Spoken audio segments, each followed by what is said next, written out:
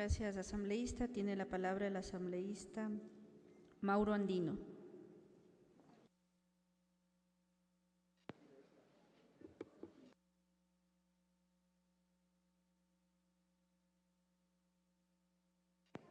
Gracias, señora presidenta. Bueno, en esta tarde creo que ya se ha hablado ampliamente sobre este importante proyecto de ley que, lógicamente, se ha hecho referencia a un tema de singular importancia como es la producción, el comercio, la inversión, los incentivos. Pero para que esto en verdad ocurra aquí en el Ecuador o en cualquier país, es necesario, señora presidenta y compañero presidente de la comisión, dotar de seguridad jurídica. Eso es importantísimo, dotar de seguridad jurídica garantizando un debido proceso en el de que una persona pueda cometer o no alguna infracción de las que se hace referencia en este proyecto de ley. Por ello, es necesario, señora presidenta, y en especial al compañero presidente de la comisión y a los miembros de la misma, que se sirvan tomar en consideración que en la redacción de algunos artículos estos están en contraposición fundamentalmente con lo que establece el artículo 76, numeral 3 de la Constitución de la República. En la letra A del artículo 55 del proyecto no se tipifican cuáles son las infracciones leves, sino de manera genérica se dice, por ejemplo, que constituyen incumplimiento de las obligaciones del administrador que no constituyan infracciones graves. Aquí viene la pregunta, compañero Francisco Velasco, Paco Velasco. ¿Cuáles serán esas exigencias incumplidas? Para salvaguardar lo que precisamente establece la Constitución en el numeral 3, artículo 76 de la Constitución, que obligatoriamente dispone que nadie puede ser juzgado ni sancionado por un acto u omisión que al momento de cometerse no esté tipificado en la ley como infracción penal, administrativa o de otra naturaleza, ni se le aplicará una sanción no prevista por la Constitución o la ley. En tal virtud, se debe expresamente determinar en el proyecto de ley cuáles son esas exigencias que incumplidas sean catalogadas como obligaciones que en lo posterior puedan ser sancionadas como infracciones de carácter leve, como consta en el proyecto.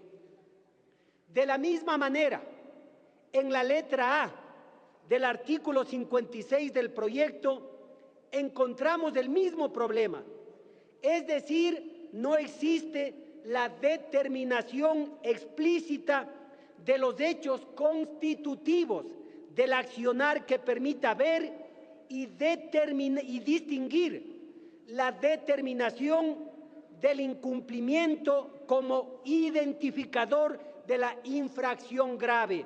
Es decir, se vuelve a inobservar el artículo 76, numeral 3 de la Constitución de la República.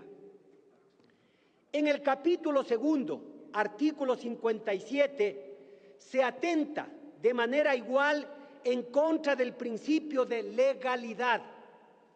Dice el proyecto, comillas, serán sancionados por las infracciones que contempla este capítulo. ¿Cuáles infracciones?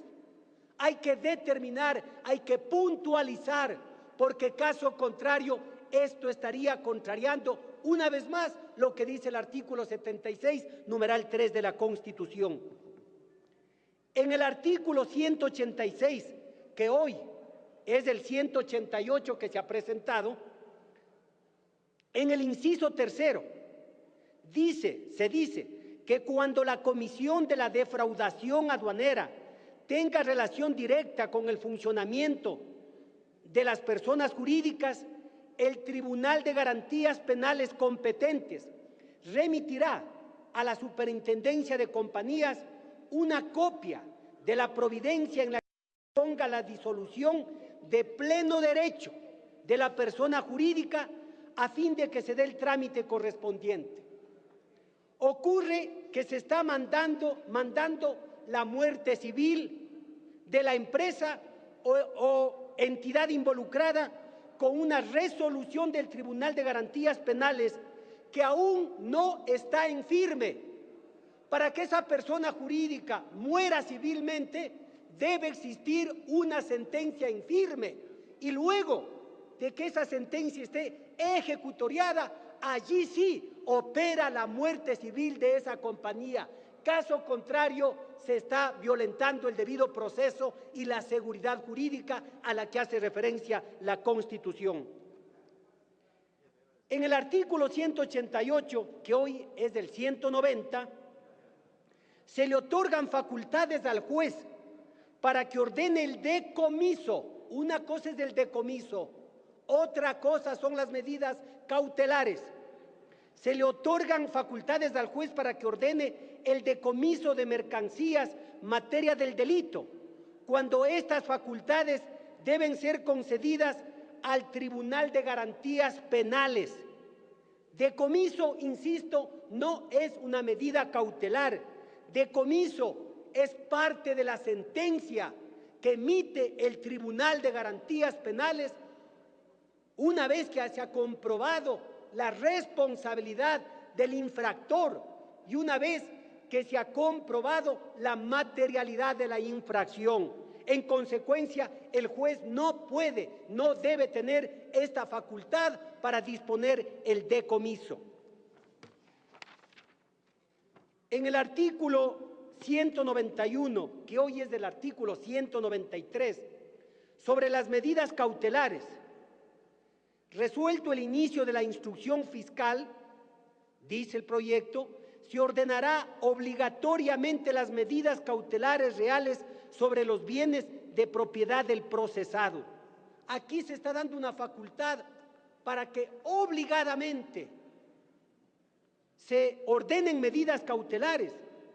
La potestad del juez para dictar las medidas cautelares tienen que ser valoradas. No es cuestión que se ponga un término y que se pretenda obligar para disponer precisamente estas medidas cautelares.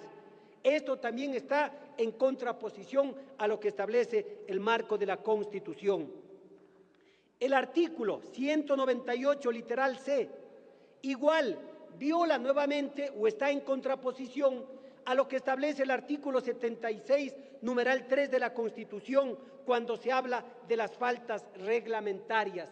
Se lo hace de una manera general, de una manera amplia, de una manera ambigua, cuando, insisto, reitero, para sancionar, para imponer una sanción, se debe aplicar estrictamente el artículo 76, numeral 3 de la Constitución. Por ello es que el artículo 182 del informe dice: infracciones aduaneras. Son infracciones aduaneras los delitos, contravenciones y faltas reglamentarias previstas en la presente ley. Es decir, que hay que determinar, hay que puntualizar cuáles son esas faltas, cuáles son esas contravenciones, cuáles son esos delitos y obviamente cuáles son las sanciones que se deben imponer. Es posible, señora presidenta, que porque algunos asambleístas hicimos llegar un poco tarde las observaciones, es que la comisión a lo mejor no los tomó en consideración oportunamente. En mi caso, por ejemplo, yo presenté recién el día viernes a eso del mediodía y es por ello que no puede aparecer en el informe estas observaciones como de otros compañeros asambleístas, pero estamos seguros y convencidos que el compañero presidente, con esa capacidad receptiva, al igual que los miembros, van a recoger no solamente lo que omitieron porque llegó tarde, sino también lo que hoy estamos expresando en este pleno, en este debate. Así que aspiramos, compañero presidente, que sean recogidas para el segundo debate. Muchísimas gracias. Gracias, asambleísta.